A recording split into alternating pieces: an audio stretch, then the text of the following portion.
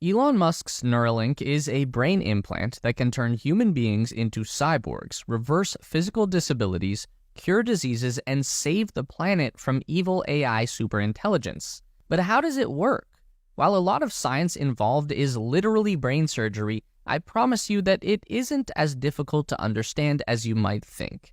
We are about to show you the inner workings of the brain-computer interface device known as Neuralink. Okay, so the first thing that we have to do is create a physical interface between your brain and the computer. That means we need to access your brain, and that means we cut a nice round hole into your skull. Not too big, just about the size of a watch face, that's all. Now, this is the outer layer of your brain, the cerebral cortex. This is where all of your high-level calculations take place. Different segments of the cortex control different aspects of your mind and body. Towards the front is where your mood and emotions are processed. Towards the back is where all of your sensory inputs get received, like touch and vision. Right in the middle is the motor cortex. This is the sweet spot that Neuralink wants to access, and it's because this particular section of the brain matter is responsible for turning thought into action. The idea here is that we can hardwire the motor cortex directly into a computer. Now you are controlling that computer entirely with your mind instead of a mouse and a keyboard. For a person who physically cannot move their hands, this is a life-changing enhancement. But even for an able-bodied person, you would unlock 1,000,000 times more bandwidth in the connection between your mind and the machine. Your thoughts instantly transformed into digital action. In order to access those thoughts, though, we need to insert a wire into your brain, and this is not just any wire.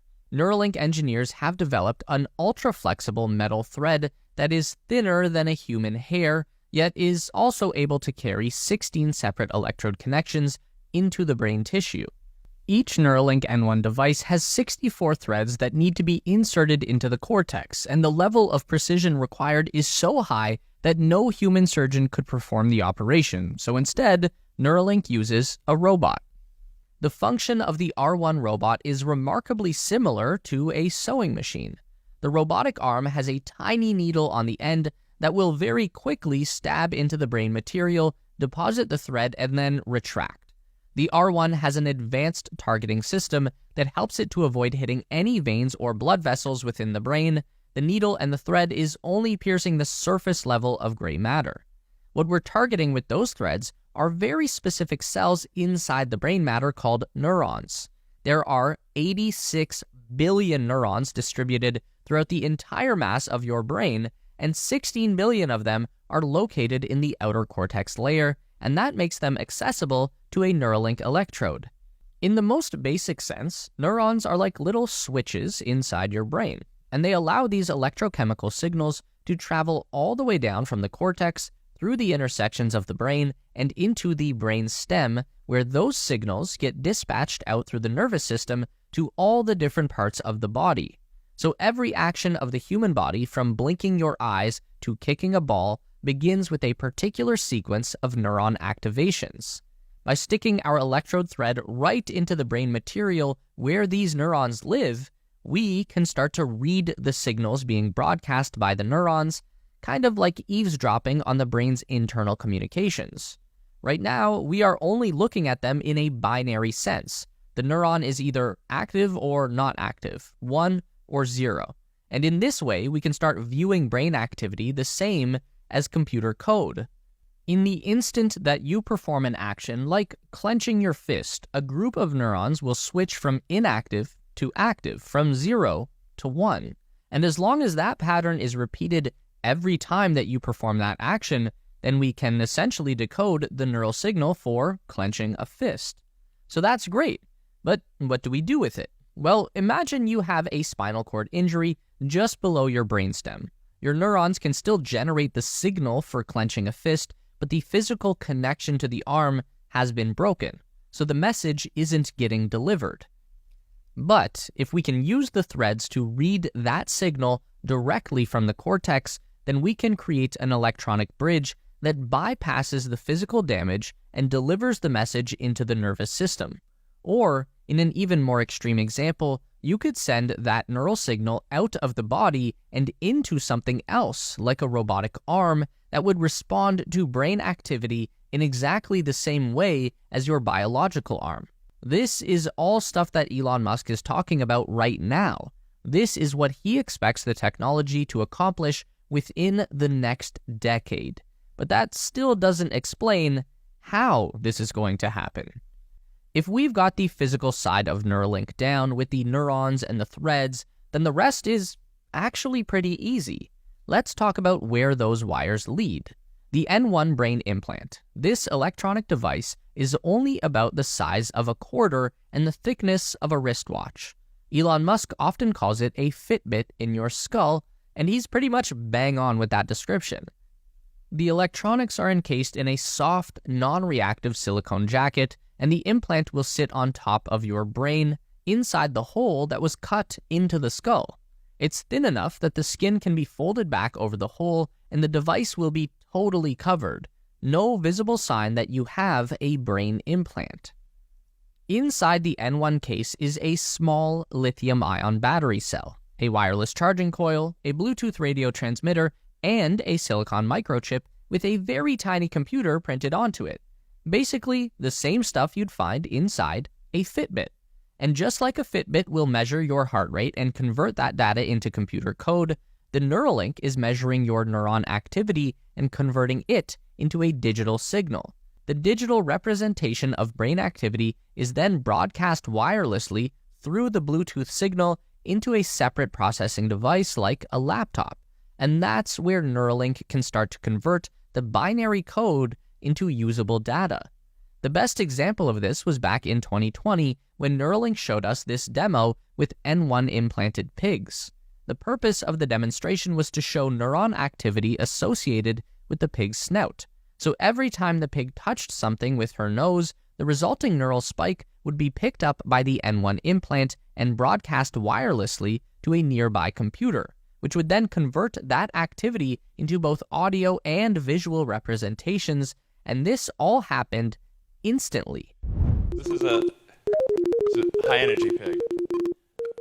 So every blip noise that you hear is a specific neuron firing inside the pig's brain, and the different tones signify different neurons activating as the pig snuffles around in the hay and eats food. The next step up from here is to have the computer convert those bleeps and blips into software commands. This is what we're seeing next with the Mind Pong monkey demonstration. The first thing they do is teach a Neuralink implanted monkey to play a simple video game using a joystick. So, as the monkey is manipulating the controller with his hand, the N1 is broadcasting all of the associated neural activity back to the processing computer. Once they have this data, Neuralink can use machine learning to identify the specific neuron firings that are associated with the physical movements of the joystick. Once they have this code figured out, Neuralink can bypass the joystick, taking neural signals from the N1 to the computer and then converting those into command instructions for the video game. And then, finally, Neuralink can remove the joystick entirely because now all the monkey needs to do is think about moving the paddle on the screen to activate the specific neural pathway that the computer will interpret as a command to the video game. Now, all we have to do is take that very simple demonstration and scale up the complexity to the human level. There's really not a whole lot of difference between a monkey moving a pong paddle and a person moving a cursor on a computer screen. Whether you're using a mouse or a trackpad, or one of those spinning ball things, your intention to move the cursor begins in your motor cortex as a series of neuron activations. So, if you had a Neuralink in your head that was wired into those specific groups of neurons, then instead of that signal having to move from your brain, down your spine, into your arm, into your hand, and into the mouse and into the computer, you could go direct from brain signal to computer command. This is how we help people who have lost the ability to control their bodies, either through a physical injury or a debilitating disease. With that direct brain-to-computer interface, a paralyzed individual could use a computer just as well as an able-bodied individual. And with enough practice, a Neuralink implanted person would be able to use a computer significantly faster and more efficiently than an able-bodied person with a mouse. Taking it back to our simple video game demonstration, imagine you are playing Pong with a joystick and I'm playing Pong with a Neuralink. Now my command intentions can go straight from my brain to the computer via Bluetooth, while yours need to travel through your arm and into a controller before the computer even gets the message. Who would be more likely to win the game? And now we are kind of realizing the long-term potential for what Neuralink can do. In the most simple sense, it is going to remove the barriers that separate man from machine. Don't freak out though, not yet at least, because in the short term and even in the medium term, devices like Neuralink are only going to be used for the medical purposes that we've alluded to, restoring functionality to the people who need it the most, and this will likely take decades of work to perfect. But eventually, somewhere down the road, we reach a point where everyone who needs a Neuralink has a Neuralink, and those that do will have technological capabilities that far exceed a non-implanted individual. And this is where brain-computer interface starts to go mainstream, because people who want that enhanced ability will be more than willing to endure a hole in their head to get access to Neuralink. Now it's the year 2045, and you've got your first cybernetic enhancement.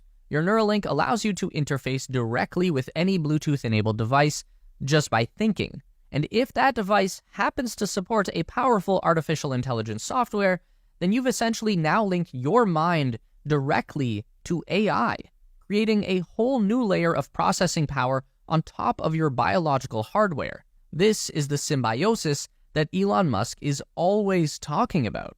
It's pretty spooky, right? But try not to worry about that stuff too much. We're still a very long way away from it. Neuralink is just beginning the first phase of their initial human studies, and all that they're really looking to do right now is verify that the experiments they've already done in monkeys will have the same results in a human. Then they need to verify that it's safe and effective to have a Fitbit in your skull for years at a time. And then we can start thinking about the next step forward. So until then, you pretty much know everything you need to know about how Neuralink works.